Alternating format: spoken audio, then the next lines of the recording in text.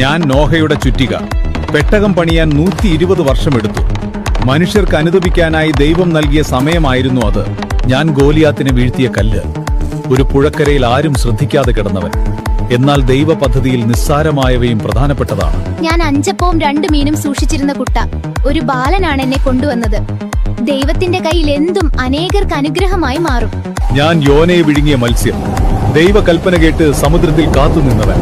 അതൊരു ശിക്ഷയായിരുന്നില്ല, ദൈവ പദ്ധതിയുടെ ഭാഗമായിരുന്നു. ഞാൻ ഈശോ ധരിച്ചിരുന്ന മേലങ്കി, അവനെ പരിഹസിക്കാൻ അവർ എന്നെ ഉരിഞ്ഞെടുത്തു, എനിക്ക് വേണ്ടി ചിട്ടിയിട്ടു.